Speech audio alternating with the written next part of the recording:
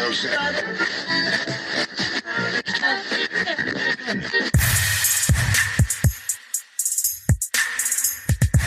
you ready for a show that talks sports from the fans' point of view? We've seen Michael Jordan score 37 points a game in his era. How many could he score in today's NBA? There's not a player out there who I'd rather have than LeBron James. Are you ready for a show that isn't afraid to challenge anyone when it comes to sports? If Adam Silver really wanted to fix tanking in the NBA, he would stop rewarding teams by giving them the best chance to win the draft lottery. I mean, how many times will Roger Goodell drop the ball on handling domestic violence in the NFL? Look, athletes have every right to talk politics, but if the fans stop tuning in, that's their right. Then you're ready for Talk Back, a podcast where two fans debate the media narrative and discuss the world of sports as we see it. Welcome to the show.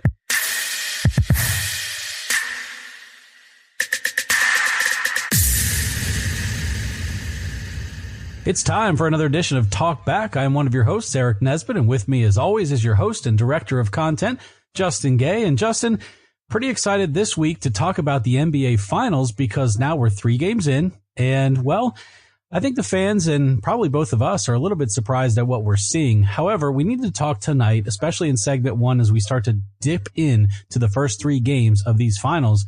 What is going on with Golden State? Why are the Raptors up? I'll just spoiler alert. They're up 2-1. Why are the Raptors up 2-1? How did we get to that point? And in segment 2, moving to game 4 and beyond, where do the Warriors go from here? So a lot of NBA talk on this episode, as you would expect. And Justin has given me a full docket of NBA topics. They look fantastic. It's going to be a lot of fun. But we also want to hit up a couple of other things, a little bit of NFL and the U.S. Open. I am 2 for 2 in my major picks for this year in 2019 with Tiger Woods at the Masters and, of course, Brooks Koepka at the PGA. Justin, I know you were super impressed by that. But can I pick the winner in the U.S. Open? We'll talk about that. So that's going to be episode 248 of Talk Back. And as Justin just reminded me, in total through season 1 and season 2, that is 100 shows of Talk Back. So we really, really do appreciate all of the support. Let's pay those bills. Let's hit this break. And right after that, we'll get right to the hardwood in the NBA Finals.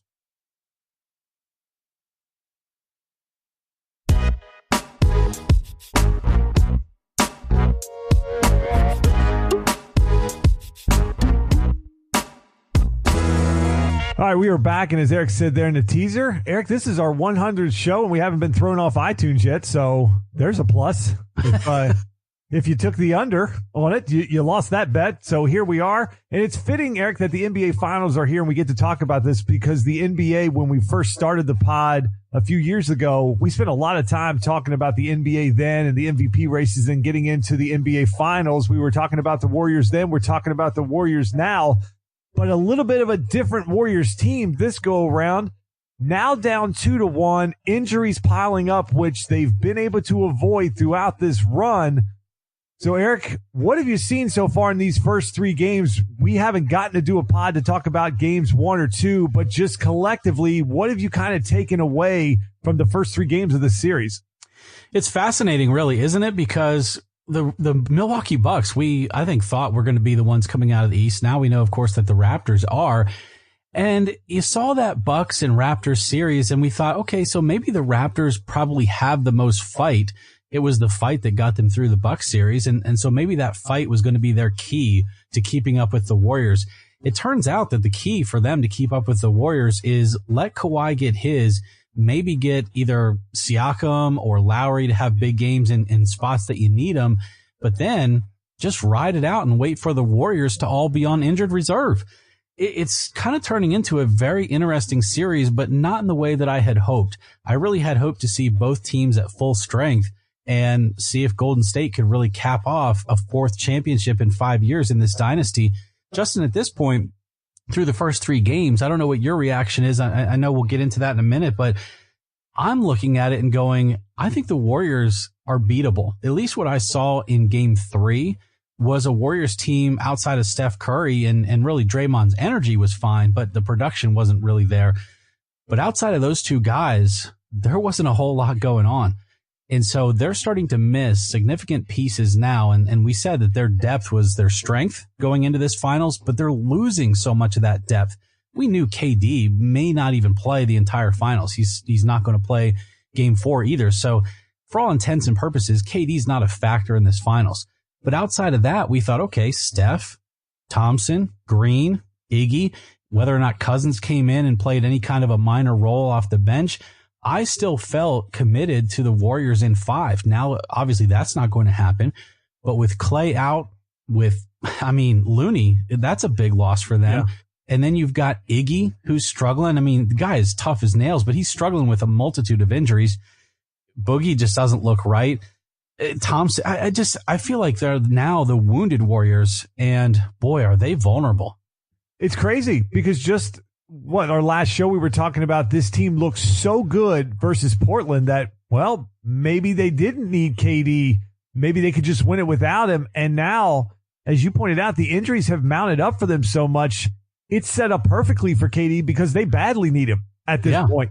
They didn't look great in game 1. They needed a massive run at the start of the second half of game 2 that really knocked the Raptors on their heels.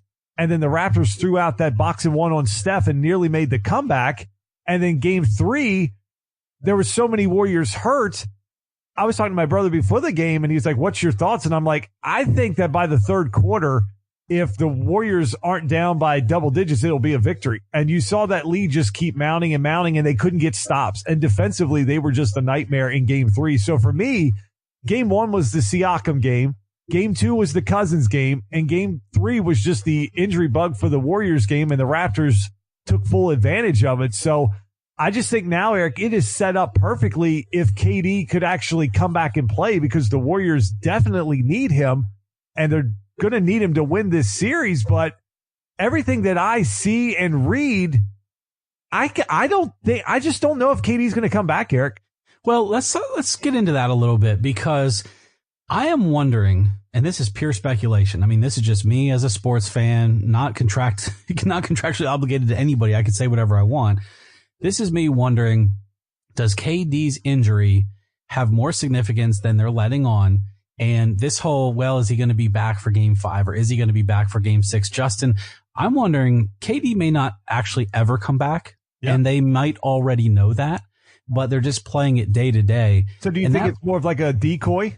Yeah, exactly. That's what I'm saying. And so it takes me back to when he got injured, when he looked back, he had sort of that Achilles type of, the way you get injured with an Achilles and you look back, and it makes you wonder, okay, so he didn't rupture his Achilles. I think if that had happened, the news of that would have broken by now. You can't really hide that. And it would go against NBA rules to hide that to that point. But what if we're dealing with more than a calf strain? In other words, what if there's a slight tear in the Achilles? It's not ruptured.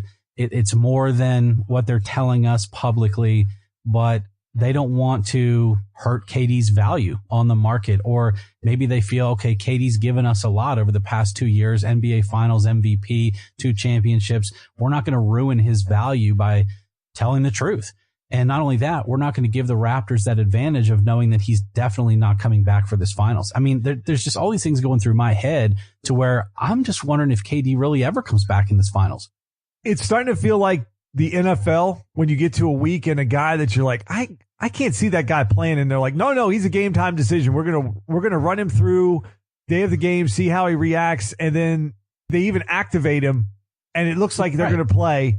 And then he doesn't get on the field. That's what it's starting to feel like with KD. It's like, we're really hoping he comes back for game 4. And then late Thursday afternoon, KD's not going to make it to game 4. The hope is game 5. And I have a feeling we're going to get up to the run to game 5, and it's going to be KD's not ready, or he's not even going to make the trip to Toronto, or something like that's going to come up. So I think trusted sources in this league, like Chris Broussard, say he's in shoot around in like flip-flops, in sandals and stuff, like not in, game ready attire. It doesn't seem like he's really tested that foot out yet. So how do you go from, he hasn't tested it out in shoot around to playing NBA minutes in a finals? You don't. No, look at what Boogie Cousins is doing. He's all over the map. He missed those games from the first round series up until the finals. And outside of game 2, he's almost unplayable. They can't even trust him.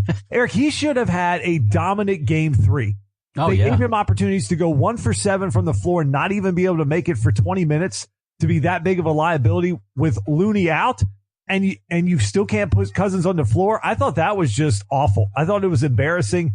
I even had texted you before game 2 and I said, is there a player in the league who had the stature of Cousins who went to the Warriors and actually somehow has lowered his value? Because injuries have always been the thing with Cousins. That's how he got there with the Achilles injuries, and nobody wanted to give him a big contract. Now he had the quad tear. Now he looks out of shape. He looks slow. Not a model of consistency at all for this team. And you look at what the Warriors are asking him to do, to be a facilitator, getting one-on-one looks, getting into the post, and he just doesn't take advantage of anything. So you take that out to what KD is doing. You're right. How is this guy going to have missed all this time and just jump right back in to the highest quality basketball that's out there and the most pressured basketball in the NBA Finals and think he's going to be effective? Well, let's go back to when that quad got injured. You know, his shorts were pulled up a little bit and you could see his quad just rolled up in his leg. I mean, it was disgusting. And you thought, okay, this is one of those Charles Barkley type of injuries. This is one of those injuries that you're not going to come back from very quickly. Well, then all of a sudden it comes out that it's just a really bad, the MRI says it's really bad sprain, a strain, whatever they want to call it. I don't know how did they tape it together, paper clip it, duct tape. I don't know, but he's back in just a few weeks. However, as you mentioned, his speed is not there. I mean, he's not NBA game ready. And so what happened in this series, and I think this is, kind of dictated by what's going on with Klay Thompson and then of course Looney, is he played 8 minutes, meaning he being Cousins, played 8 minutes in game 1. And then all of a sudden he's playing 22 minutes in game 2. And then you look at how ineffective he was in game 3. I think he just they had to force him back so fast that instead of him being a guy coming off the bench, maybe giving 8 to 15 minutes in spots throughout the game to get him NBA ready, it was like, oh crap. I mean, 8 minutes in game 1. Now we need him half the game in game 2. And by game 3, he's exhausted. He's not ready. He did not look good at all in game 3. Do you feel like it's the injury or do you feel like he's just being exposed at this point? I think it's both. I mean, if you're a guy who's his size and you're slightly still injured or you're still recovering, you are going to feel that, but then it's going to sort of one leads to the other. It's leading to him being exposed. The Raptors' energy is still just as high now as it was in that Bucks series. And that's what I give them all the credit in the world for, because they kind of came out and laid an egg outside of Kawhi Leonard in game 2. Guys like Siakam, guys like Lowry, guys didn't play well. Gasol, it didn't matter when they came to game 3. It was like they reset everything, and Lowry showed up big. Siakam once again showed up big. Leonard did his thing. And so not only are you going to let Leonard get his, but defensively they let everyone else get his. And it did expose Cousins. It's like, okay, he's got that recovery going on, but then if those guys play well, it's double timing him because he's getting exposed for that too. And I even thought Kawhi in game 3 seemed pretty quiet. It almost was like he was kind of on cruise control at that point because it just felt like, okay, there's no Klay. Steph is the only guy out here that's really a threat to score. Do we just let him get his and try to shut everybody else down, go with that and just let him wear himself out? I mean, he had 47 in game 3 and they still lost by double digits in that game. And it was a quiet. I mean, when I looked up and Kawhi had 30, I was shocked because it felt like he could get his shot whenever he wanted, but he never like dominated the game over stretches. It was a lot of Danny Green and a lot of Lowry. Siakam got going. It wasn't the Kawhi we saw in game 2. It felt like at that point, but then he was only 4 points different. So I just thought that he kind of paced himself very well in game 3 looking at this. And that was the question I was going to ask you is when you saw that there was no Klay in game 3, did you feel like the Warriors sort of just decided, okay, we're going to have to give up game 3 here. This is one of these. We're going to lose the battle in hopes of winning the war. Well, Steph sure didn't, but I think the rest of them did. Yeah, absolutely. And again, I'm not saying that they were trying to lose, but it's like we can't rush Klay out here and get him re-injured in the first 4 or 5 minutes of this game, lose game 3, and then he's gone for 4 and 5, and we don't have KD. Yeah, and I think that's a smart strategy. If you're the Golden State Warriors, you can rip off 3, 4, 5 wins in a row during an NBA season in a heartbeat. So if they did go out in game 3 and somehow lose